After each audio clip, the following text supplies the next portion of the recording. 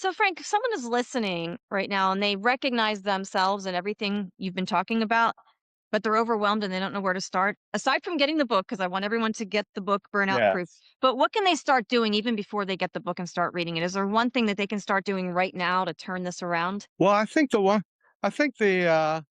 it's a combination of things that sort of blended into one that I often tell my clients when you start to feel stressed or start to feel unmotivated or burnout, take some deep, slow breaths. And while you're taking the breaths, think about how you can reframe in your head the thoughts and the situation that you're in. For instance, uh, I have so I have so many orders to process today. While I'm doing while I'm doing them, I'll be interrupted with phone calls all day. I just want to go home in the beginning of the day. And as far as breathing and thinking at the same time, we all think a lot faster than we talk. A few seconds of taking some deep breaths, you can come up with some reframes for your thoughts. Okay, I'll be Superman or woman today, and I'll just get all this done. Then when I go home, I'll watch uh, I'll watch my favorite sitcom, and then I'll take a hot bubble bath, and thinking of rewarding yourself in some way. Yeah, that's awesome. I love that. That's a good reframe. Yeah. So, I wanted to ask you, Frank, and please forgive me if I'm going completely off the rails, but we hear a lot about like, and I listen to this too, like solfeggio frequencies and those megahertz frequencies.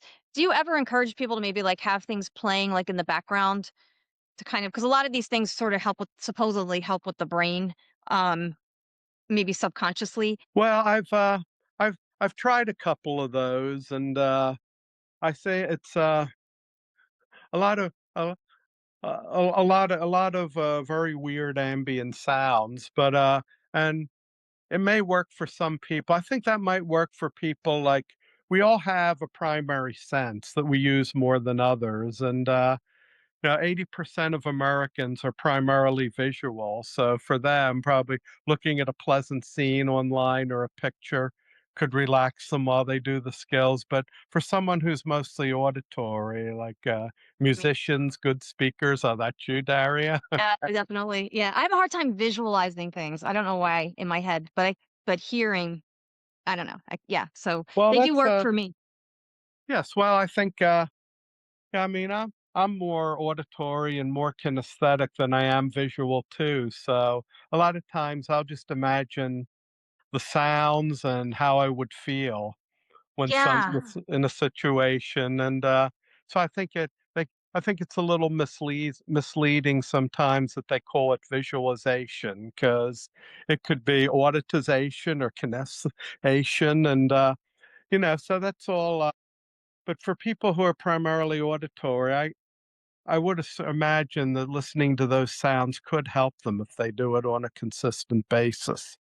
Yeah. No, I do it a lot when I'm just working and just you can barely even hear it. It's almost like white noise, but it's playing. Or there's a podcast I love called Reality Revolution with Brian Scott, Okay. and he has a lot of good affirmation. I also, I write things down, very much a journal. Or do you ever encourage your patients to like maybe write things down, like write out like how you want your day to go, kind of thing? Not just write like about what happened, but write about like proactively write about it's going to be a great day and or I'm grateful, even like just come back in the moment and just think of things that they're thankful for. Do you ever recommend those types of practices? Yes, I do recommend them. In fact, on most days, I'll start out with a journal where I'll list some things to be grateful for, and not just write frantically, but stop after each one and writing each one and feel the gratitude, and also how I'd like the day to go.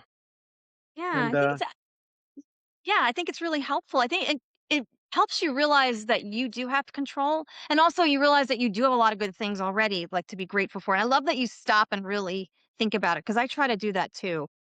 yeah, it's really yeah, because that really then I mean, if you're just writing, it's not going to mean that much because it has to hit you emotionally.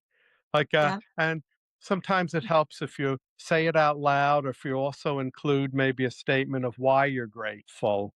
And a lot of times, for I know for me to feel grateful for something, it helps if I think of a giver, whether it's things Janet does for me, and thank God for a lot of things. I'm very devout in my Christian faith, and Mhm. so but whatever works for you. If you have something that you can, if you can think of a giver, that can really accelerate gratitude.